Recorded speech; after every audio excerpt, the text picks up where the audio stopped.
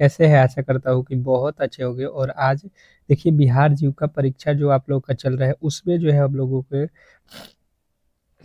AC और जो है सीसी यानी कि कम्युनिटी कोऑर्डिनेटर और एरिया कोऑर्डिनेटर का जो पेपर है, उसका जो है बिल्कुल यहाँ पे पेपर लेकर हम चले आए हैं, जिसको करने के बाद से आपको एक तो फ़ायदा हो जाएगा कि 100% है कि आपको आइडिया लग जाएगा कि किस लेवल के और किस तरीके के प्रश्न आपके एग्ज़ाम हॉल में पूछे जाएँगे, ठीक है? क्योंकि मैंने अभी तक जो पेपर देखा हुआ है, जैसे कि लाइवलीहुड का हुआ, चार्टेड अकाउंट का हुआ और आईटी का हुआ, जो बिहार के जो है बिहार जीविका के ही थे, उसमें जिस लेवल के प्रश्न पूछे गए हैं, उसको देखते हुए मैंने इस क्लास को रखा हुआ है और 100% है कि आपके एग्जाम हॉल में ऐसा ही प्रश्न पूछा जाएगा। तो जिन्होंने भी ये क्लासेज नहीं कर रहे हैं, कम्युनिटी कोऑर्डिनेटर वाले और एक जो है एरिया कोऑर्डिनेटर वाले, उनके लिए बहुत बड़ा जो है यहाँ पे गलती हो रहा है, ठीक है? क्योंकि अगर सिलेक्शन लेना है आप लोग को, तो बिल्कुल क्लास डेली करना पड़ेगा 8 बजे। थोड़े से आप लोगों को मालूम है कि हमारा जो है तबीयत कल से खराब हो चुका है, परंतु आपके लिए हम ये क्लासेज करा रहे हैं, ठीक है? आपका एग्जाम नहीं होता तो ये क्लासेज आपका बिल्कुल बंद होता, पर एग्जाम आपके सर पे है, आपसे ज़्यादा टेंशन मुझे है। इसलिए मैंने सोचा कि आज क्लास नहीं कराऊंगा तो फिर जो है आपका एक एक दिन कम हो रहा है, ठीक है? तो इसलिए मैंने क्लास को रखा हुआ है। तो इस पे कम से कम तो 1000 जो है लाइक होना ही चाहिए कि आपके लिए हम इतना मेहनत कर रहे हैं, तबीयत खराब है पर भी आप के लिए हम क्लासेस बिल्कुल प्रोवाइड कर रहे हैं। तो फटाफट से सभी सब्जेक्ट मिलेगा, ऑल सब्जेक्ट इस क्लास में हम कराएंगे। तो बिल्कुल ही आप अंत तक देखिएगा क्लास को, और क्लास को एक बार लाइक करके चैनल को सब्सक्राइब कर लीजिए जो नए क्लास में आए हुए हैं, ठीक है? पूरा सब्जेक्ट हिंदी, हिंदी का रहा है आपका, रीजनिंग, मैथ, आपका जो है कंप्यूटर, आपका सब्जेक्ट नॉलेज, पूरा का पूरा जो है सिलेबस आपको देखने को मिल जाएगा। देखिए पहला प्रश्न कह रहा है, ग्रामीण विकास की परिभाषा का मुख्य उद्देश्य क्या है? ग्रामीण विकास की परिभाषा का मुख्य उद्देश्य क्या है? फटाफट से आपको बताते चलना है कि पहले नंबर प्रश्न का जो राइट उत्तर है वो क्या होने वाला है। तो जिन्होंने बताया ग्रामीण जीविका स्तर को सुधारना, तो बिल्कुल राइट उत्तर है ऑप्शन नंबर बी। फटाफट से हम लोग चलते रहेंगे। अब देखिएगा आप लोग का अगला प्रश्न आपके सामने है। दूसरा नंबर प्रश्न कह रहा है कि ग्रामीण विकास को ऐतिहासिक पृष्ठभूमि में कौन सा जो है कार्यक्रम सबसे पहले शुरू किया गया? Question number 2। दूसरे नंबर प्रश्न का जो राइट उत्तर है आप लोग को टेस्ट के तौर पे रखना है, क्योंकि आपके एग्जाम में थोड़े से जो है समय का जो है अभी समय मिल चुका है, आप थोड़े से बेहतर तैयारी कर सकते हैं अगर डेली ही क्लास कर रहे हैं तो। और हमेशा ही टेस्ट दिया करिए, क्योंकि एग्जाम हॉल में तो प्रश्नों को आप ही को वहां पे बनाना पड़ेगा। तो यहाँ पे गलत या सही एक बार ट्राई जरूर करें, क्योंकि यहाँ पे तो गलती होगा तो फिर आप सुधार लीजिएगा, ठीक है? वहां पे तो सुधारने वाला नहीं है और वहां पे गलती होना भी नहीं चाहिए। तो पंचायती योजना अगर आपने बताया है ऑप्शन नंबर ए, तो बिल्कुल राइट उत्तर है। नेक्स्ट प्रश्न, अगला प्रश्न कह रहा है कि ग्रामीण अर्थव्यवस्था का मुख्य लक्ष्य कौन सा है? ग्रामीण अर्थव्यवस्था का मुख्य लक्ष्य कौन सा है? Question number 3। फटाफट से आपके चारों ही ऑप्शन पढ़ लीजिए और जो भी आपका राइट उत्तर बन रहा है, तीसरे नंबर प्रश्न का राइट उत्तर बताने की कोशिश करेंगे सभी लोग। तो देखिए ग्रामीण अर्थव्यवस्था का मुख्य जो लक्ष्य है, हमें बताना है कृषि पर निर्भरता, ठीक है? ये जो है कृषि पर निर्भरता होता है। ऑप्शन नंबर बी जो है हम लोगों का बिल्कुल राइट उत्तर है। बिल्कुल, बिल्कुल। अगला प्रश्न देखिएगा कि पंचायती राज संस्थाओं की जो है स्थापना किस अनुच्छेद के तहत हुई? पंचायती राज संस्थाओं की जो है स्थापना किस जो है अनुच्छेद के तहत हुई? Question number 4। चौथे नंबर प्रश्न का जो है राइट उत्तर बताने की कोशिश करेंगे कि क्या होने वाला है इसका राइट उत्तर। तो जिन्होंने भी बताया है यहाँ पे कि 343, उनके बिल्कुल राइट उत्तर है कि पंचायती राज संस्थाओं की स्थापना किस अनुच्छेद में है? तो ये जो है 243 अनुच्छेद के तहत हुआ है, ठीक है? अगला प्रश्न कह रहा है यहाँ पे कि सहकारिता आंदोलन का मुख्य उद्देश्य क्या है? सहकारिता आंदोलन का मुख्य उद्देश्य क्या है? Question number 5। पांचवें नंबर प्रश्न का जो है राइट उत्तर आप लोगों को बताना है कि जो है क्या होने वाला है इस प्रश्न का सही उत्तर। तो बात किया जाए कि सहकारिता आंदोलन का मुख्य उद्देश्य जो है क्या है, तो जिन्होंने भी बताया है यहाँ पे कि ऋण मुक्ति यानी कि ऑप्शन नंबर ए जो है आपका बिल्कुल राइट उत्तर है, इसमें किसी तरीके के डाउट नहीं होना चाहिए। अगले प्रश्न की ओर चलेंगे और अगला प्रश्न आपके सामने है, बताने की कोशिश करेंगे सभी लोग। महात्मा गांधी राष्ट्रीय ग्रामीण रोजगार गारंटी अधिनियम कितने दिनों का जो है रोजगार सुनिश्चित करता है? ये तो मुझे लगता है कि इतने बार क्लास में करा दिया हूँ कि आपको जबान पे जो है याद हो चुका होगा, ठीक है? तो कमेंट बॉक्स में इसका उत्तर सभी लोग देंगे और जिनको पता नहीं है आप कमेंट बॉक्स देख लेना, क्वेश्चन नंबर 6 का राइट उत्तर आपको वहां पे मिल जाएगा, ठीक है? बता दीजिएगा सभी लोग। अगला प्रश्न, डे एनआरएलएम योजना का मुख्य उद्देश्य क्या है?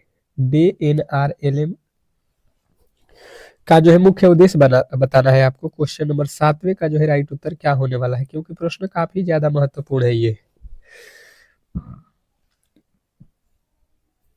तो जिन्होंने बताया है आजीविका संवर्धन, तो बिल्कुल राइट उत्तर है। अगला प्रश्न देखिए, कह रहे हैं यहाँ पे कि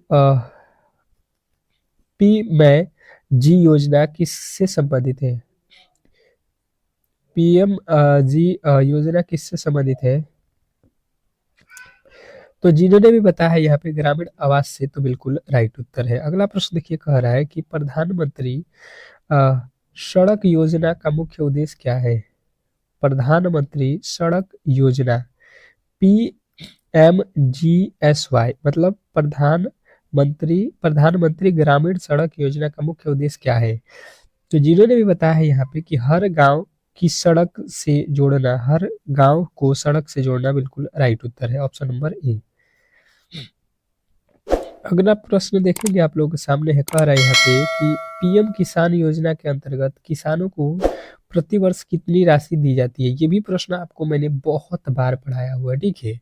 और सभी लोगों को याद हो चुका होगा कि पीएम किसान योजना के अंतर्गत किसानों को जो है प्रति वर्ष जो दी जाती है राशि, वो है आप लोगों के 6,000 रुपये, 6,000 रुपये, यानी कि ऑप्शन नंबर सी।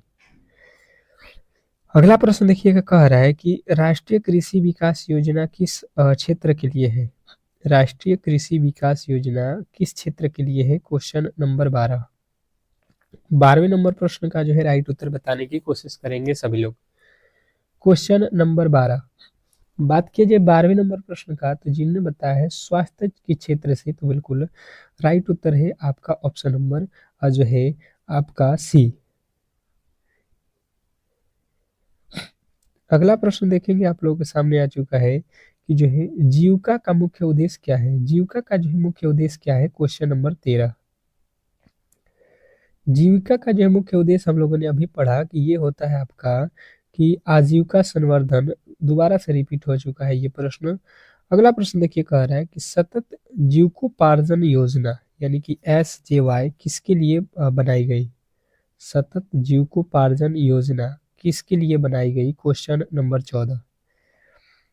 14वें नंबर प्रश्न की जो है राइट उत्तर बताने की कोशिश करेंगे सभी लोग कि जो है 14वें नंबर प्रश्न का राइट उत्तर क्या होने वाला है। तो जिनने बताया है अल्ट्रा गरीब परिवार, अल्ट्रा गरीब परिवार, ऑप्शन नंबर ए, तो बिल्कुल राइट उत्तर है। अगला प्रश्न कह रहा है कि शुक्ल युवा कार्यक्रम का जो है संबंध किससे है? शुक्ल युवा कार्यक्रम का जो है संबंध किससे है? Question number 15। 15वें नंबर प्रश्न का जो है राइट उत्तर बताने की कोशिश करेंगे सभी लोग। 15वें नंबर प्रश्न का राइट उत्तर हो जाएगा युवाओं को कौशल प्रशिक्षण जो है देना, बिल्कुल राइट उत्तर है, ऑप्शन नंबर बी। अगला प्रश्न कह रहा है यहाँ पे कि मुख्यमंत्री उद्यमी योजना का उद्देश्य क्या है? मुख्यमंत्री उद्यमी योजना का जो है मुख्य उद्देश्य क्या है? Question number 16। 16वें नंबर प्रश्न की बात की जाए, तो जिन्होंने भी बताने की कोशिश किया है कि मुख्यमंत्री उद्यमी योजना का मुख्य उद्देश्य जो है ग्रामीण उद्यमियों को बढ़ावा देना, तो बिल्कुल राइट उत्तर है, ऑप्शन नंबर ए।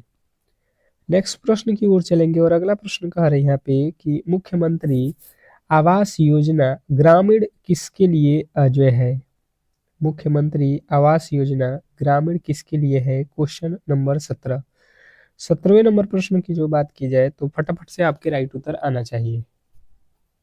बताइएगा सभी लोग कि मुख्यमंत्री आवास योजना ग्रामीण किसके लिए है? तो जिन्होंने 17वें नंबर प्रश्न का राइट उत्तर बताया बीपीएल परिवार, तो बिल्कुल राइट उत्तर है ऑप्शन नंबर बी।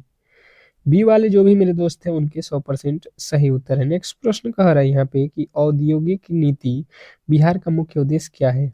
औद्योगिक नीति विकास का मुख्य उद्देश्य क्या है? Question number 18। 18वें नंबर प्रश्न की जो बात की जाए तो फटाफट से आपके राइट उत्तर आने चाहिए। औद्योगिक नीति का जो मुख्य उद्देश्य जो है आप लोगों से पूछा जाए तो जिन्होंने बताया है कि ग्रामीण रोजगार से, तो बिल्कुल राइट उत्तर है ऑप्शन नंबर ए। अगला प्रश्न कह रहा है यहाँ पे कि स्वयं सहायता समूह में न्यूनतम कितने सदस्य होते हैं? स्वयं सहायता समूह यानी कि एसएचजी, स्वयं सहायता समूह, इसका जो है फुल फॉर्म होता है। तो जिन्होंने भी बताया है यहाँ पे कि 10 सदस्य होते हैं, तो बिल्कुल राइट उत्तर है स्वयं सहायता समूह यानी कि एसएचजी। अगला प्रश्न कह रहा है कि उच्च स्तरीय संगठन किसे कहते हैं? उच्च स्तरीय संगठन किसे कहते हैं? Question number 20।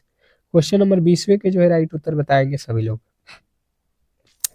तो 20वें नंबर प्रश्न की बात की जाए तो जिन्होंने बताया है यहाँ पे कि जो है ग्राम संगठन और क्लस्टर लेवल फेडरेशन, यानी ऑप्शन नंबर बी जो है आपका बिल्कुल 100% सही उत्तर है। अगला प्रश्न कह रहा है कि एसएचजी बैठक लिंकेज कार्यक्रम कब जो है शुरू हुआ? एसएचजी बैंक लिंकेज कार्यक्रम कब शुरू हुआ? क्वेश्चन नंबर आपके सामने 21वें नंबर प्रश्न की बात की जाए तो फटाफट से आपके राइट उत्तर आने चाहिए। एसएचजी बैंक लिंकेज कार्यक्रम कब शुरू हुआ? तो जिन्होंने भी बताया यहाँ पे 1992, तो बिल्कुल राइट उत्तर है ऑप्शन नंबर बी। नेक्स्ट प्रश्न की ओर चलेंगे और अगला प्रश्न कह रहा है कि एसएचजी में महिलाओं की भागीदारी का जो है मुख्य लाभ क्या है? एसएचजी में महिलाओं की भागीदारी का जो है मुख्य लाभ क्या है? क्वेश्चन नंबर 22वें नंबर प्रश्न का जो है राइट उत्तर बताने की कोशिश करेंगे सभी लोग। एसएचजी में महिलाओं की भागीदारी का मुख्य लाभ क्या है? तो जो आप लोगों को यहाँ पे याद रखना है सामाजिक सशक्तिकरण, ऑप्शन नंबर ए जो है आपका बिल्कुल राइट उत्तर है। नेक्स्ट प्रश्न देखिएगा, बिल्कुल सभी लोग जो है एक बार क्लास को लाइक कर दीजिए। आज क्लास जो है लाइकों की संख्या बहुत कम है, क्यों? और जो बेहतर तैयारी करना चाहते हैं तो बिल्कुल चैनल को सब्सक्राइब करके रखिए, ठीक है। ये डेली ही क्लास शाम में चलता है और पूरा का पूरा सब्जेक्ट जो है आपको एक ही क्लास में कवर कराते हैं, ये भी आपको ध्यान देना है।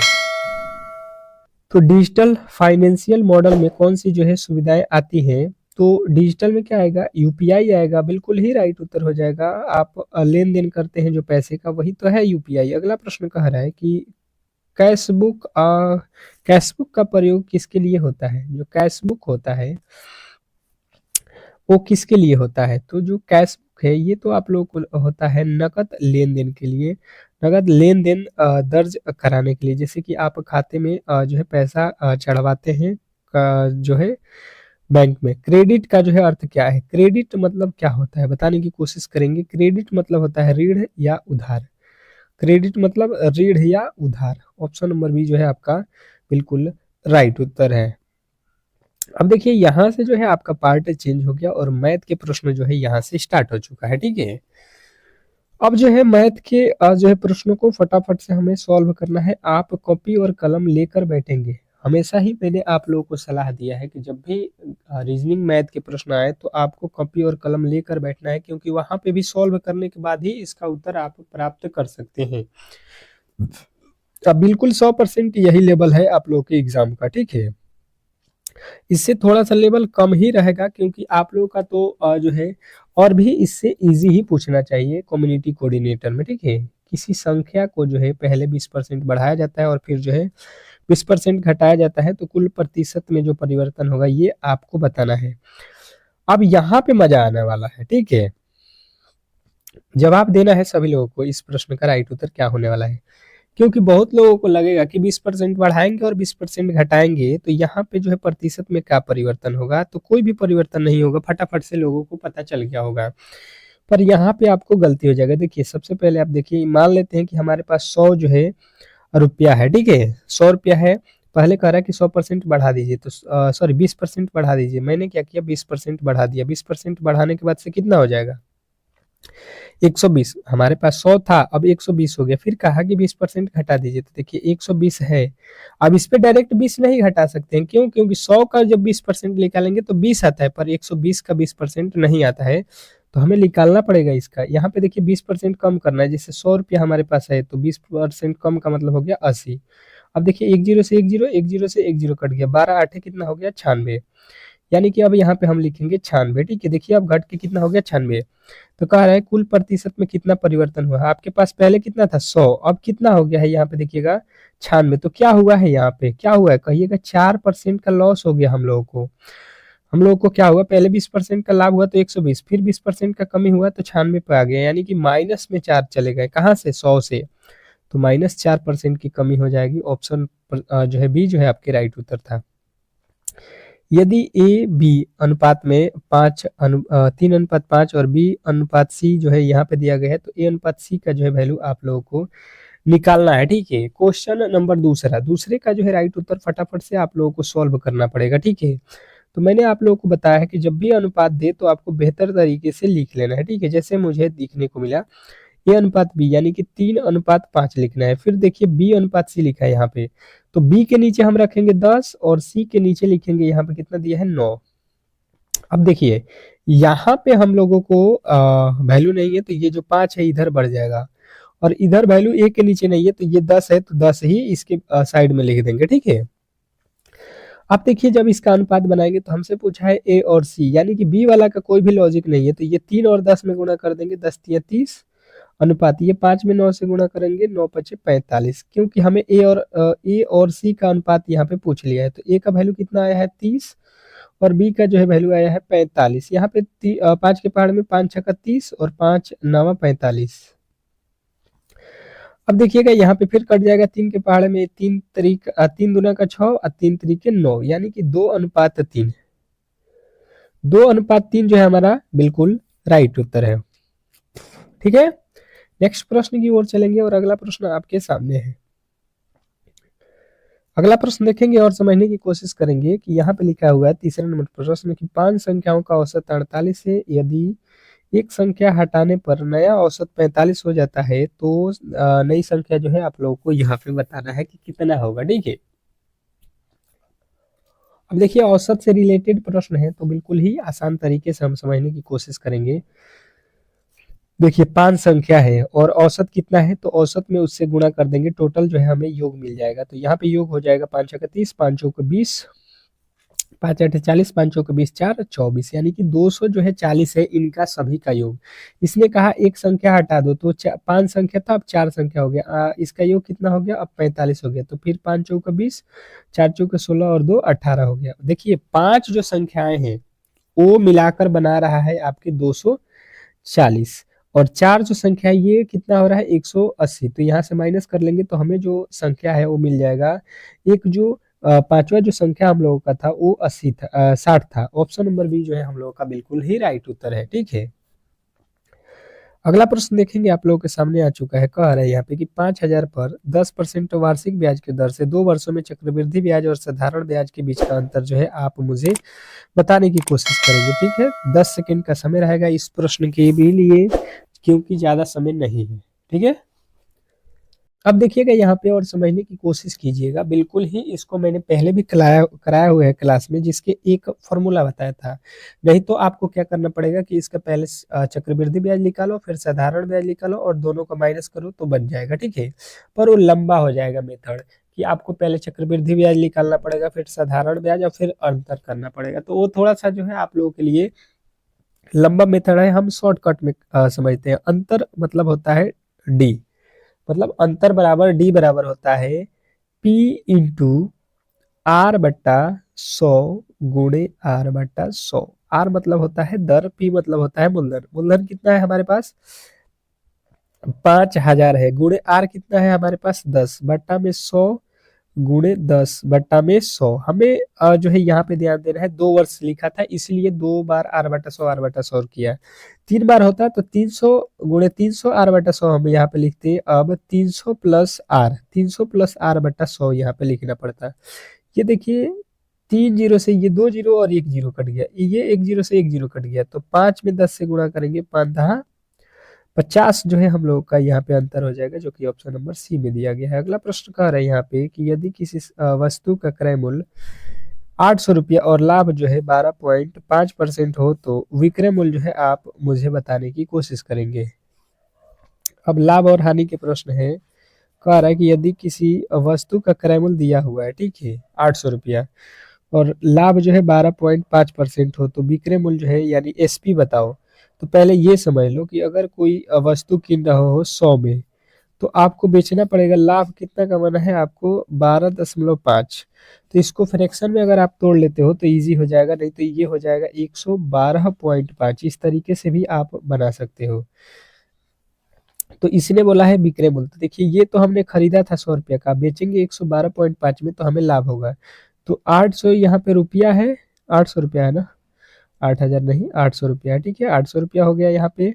और 800 रुपये के बाद से हमें क्या करना है, यहाँ पे जो निकालना है उसको ऊपर रखेंगे। जैसे विक्रय मूल्य निकालना है तो ये विक्रय मूल्य है, ये 100 रुपया क्रय मूल्य है, तो हमें विक्रय मूल्य निकालना है यानी 112.5 और बट्टा में रखेंगे कौन सा, ये वाला 100 जो पूछेगा। अगर क्रय मूल्य पूछता है तो क्रय मूल्य ऊपर, और विक्रय मूल्य पूछ रहा है तो विक्रय मूल्य ऊपर।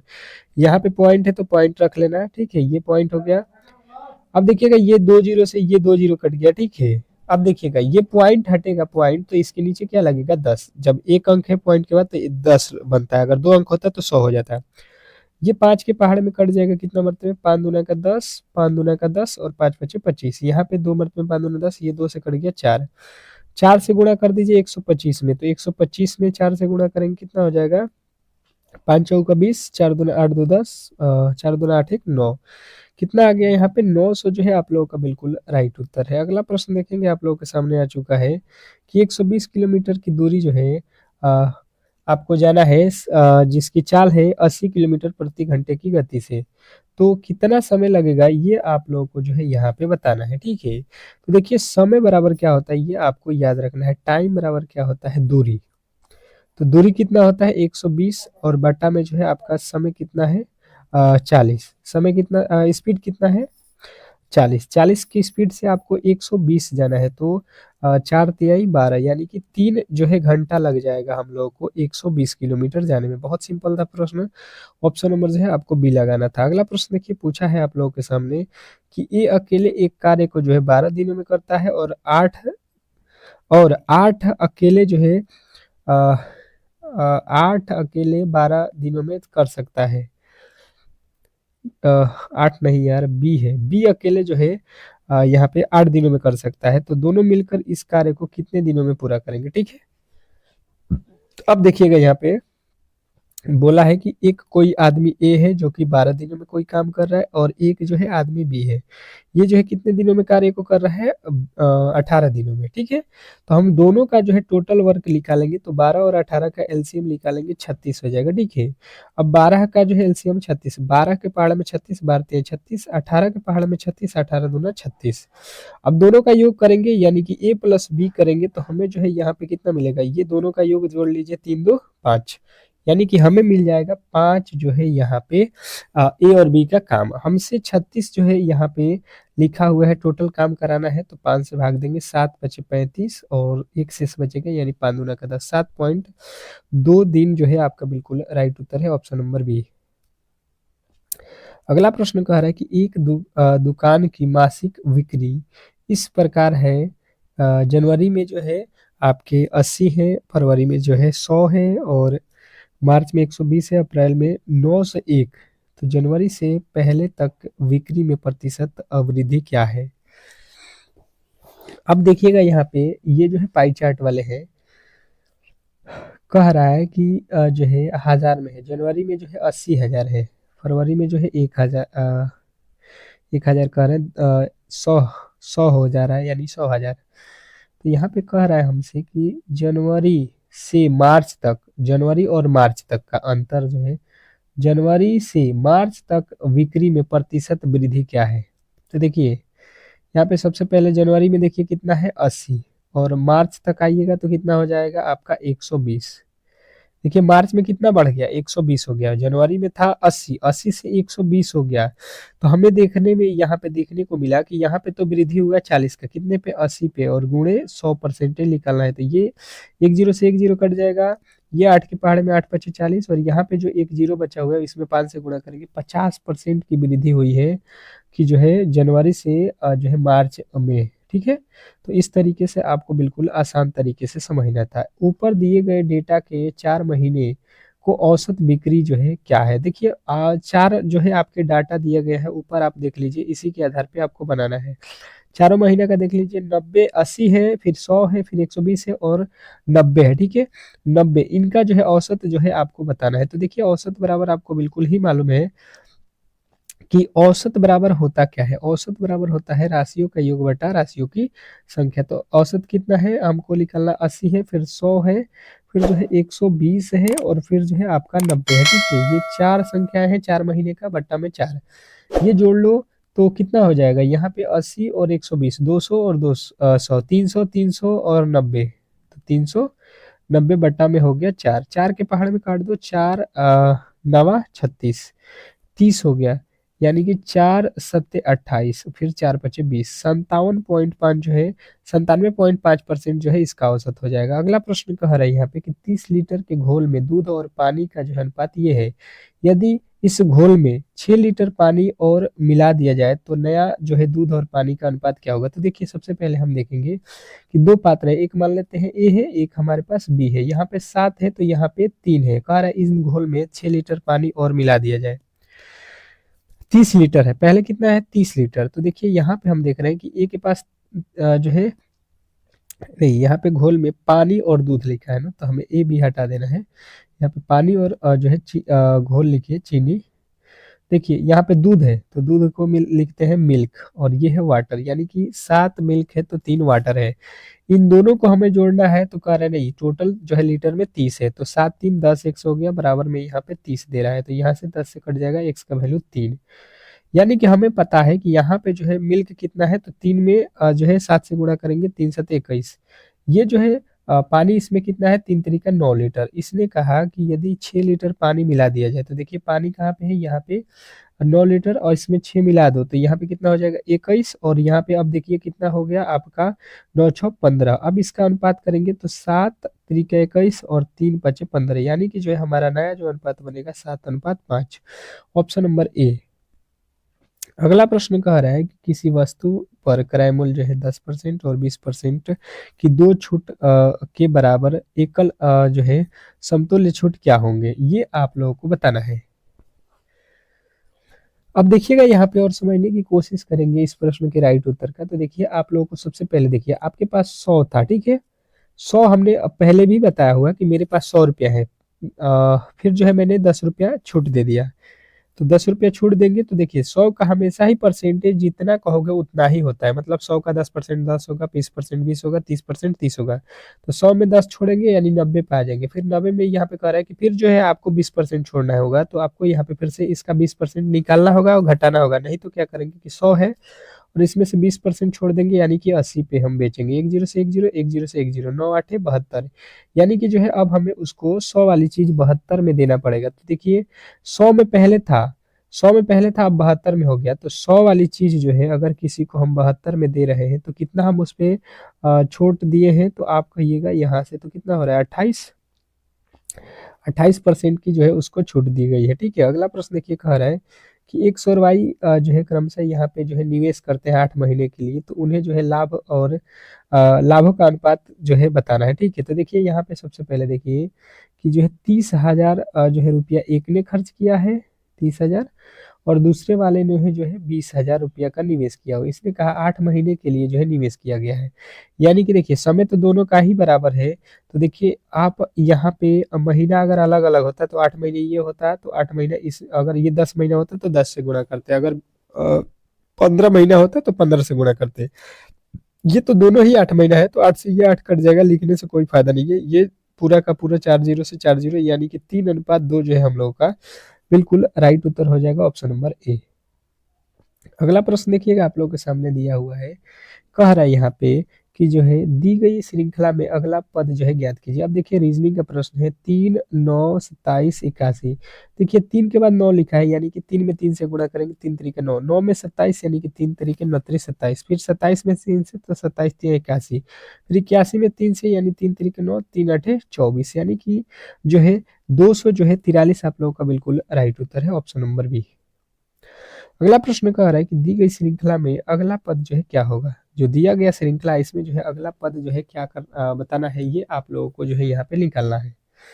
बताने की कोशिश करेंगे सभी लोग कि जो है यहाँ पे क्या होने वाला है। जैसे 2 से जो है 5 हुआ, तो 2 से 5 हम कह सकते हैं 3 जोड़ दिया, 5 से जो है 11 हुआ 6 जोड़ दिया, 11 से 23 हुआ 12 जोड़ दिया, 23 से 47 हुआ, यहाँ पे देखिए 24 जोड़ दिया। तो इसके आगे हम क्या करेंगे, देखिए 3 दूना 6, 6 दूना 12, 12 दूना 24, हर बार 2 गुना किया हुआ है, तो 24 में 2 से गुणा करेंगे 48 हो जाएगा। 48 जोड़ दो, 8 7 15, 4 4 8 1 9, यानी कि 95 हम लोग का अगला हो रहा है। और 95 देख लो किस वाले ऑप्शन में दिया गया है, तो ये जो है आपका बिल्कुल राइट उत्तर है। कह रहा है निम्नलिखित में से कौन सा जो है अन्य से भिन्न है। सभी लोगों ने क्लास को लाइक नहीं किया है यार, सभी लोग लाइक करो एक बार, और चैनल पे नए आए हो तो सब्सक्राइब करो अगर आप इस बार जो है एरिया कोऑर्डिनेटर या कम्युनिटी कोऑर्डिनेटर के एग्जाम को आसानी से क्रैक करना चाहते हैं। तो देखिए भिन्न का मतलब ये हुआ कि ये चारों ऑप्शन जो है जो हम लोग देख रहे हैं इसमें से 3 किसी ना किसी तरीके से एक जैसे हो जाएंगे, ठीक है, और एक जो है बिल्कुल ही अलग होगा, उसी को हम लोग यहाँ पे राइट उत्तर करेंगे। जैसे वर्ग, त्रिभुज, वृत्त और जो है घन। तो आप देखते हो त्रिभुज जो है 3 भुजाओं से मिलता है, वर्ग जो है 4 भुजाओं से, घन जो है उसी तरीके से बनता है यहाँ पे। तो इस तरीके से जो है यहाँ पे हम लोगों को, अब वृत्त देखेंगे तो इसमें कोई भी कोठा नहीं हो रहा है, तो हमें किसके साथ जाना होगा, वृत्त जो है बिल्कुल अलग है यहाँ पे। अगला प्रश्न कह रहा है सादृश्यता को जो है पूरा करें। सादृश्यता से जो है रिलेटेड प्रश्न है कि एसएचजी का संबंध क्या है, विलेज ऑर्गेनाइजेशन। तो जो एसएचजी होते हैं स्वयं सहायता समूह, उससे जो बड़ा पोस्ट होता है विलेज ऑर्गेनाइजेशन होता है, तो वीओ का संबंध किससे होगा, ये हम लोगों से पूछा गया। तो इससे बड़ा जो पोस्ट होता है क्लस्टर लेवल फेडरेशन, ये तो आप लोगों ने बिल्कुल पढ़ा ही है। अगला प्रश्न देखिए कह रहा है कि इनमें से कौन सा अन्य से भिन्न है, इनमें से कौन जो है अन्य से भिन्न है। क्वेश्चन नंबर 17 फिर से दिया हुआ है, आपको बताना है यहाँ पे भिन्न। देखिए NRLM, NULM, मनरेगा और जीएसटी। तो देखिए ये तीनों ही आप लोग के क्या है, जो है एक सरकार के द्वारा बनाया जाए गया योजना है, जबकि जीएसटी योजना में नहीं आता है, ठीक है।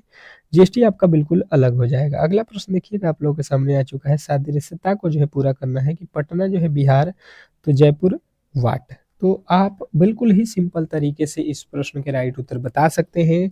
थोड़े से लॉजिक आपको समझना है, ठीक है। जैसे कि समझने की अगर हम कोशिश करते हैं तो बिल्कुल ही आप कहिएगा कि पटना जो है बिहार की क्या है, राजधानी है।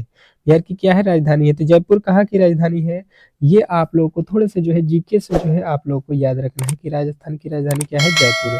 तो ऑप्शन नंबर बी जो है आपका बिल्कुल राइट उत्तर है। तो इस तरीके से जो है आज के क्लास को हम लोग यहीं पे संपन्न करेंगे। अगर आपको ये क्लास अच्छा लगा है तो प्लीज आप लोग जो है इस क्लास को लाइक करके चैनल को सब्सक्राइब कर लीजिए। मिलते हैं एक और बेहतरीन क्लास के साथ सुबह में, तब तक के लिए धन्यवाद।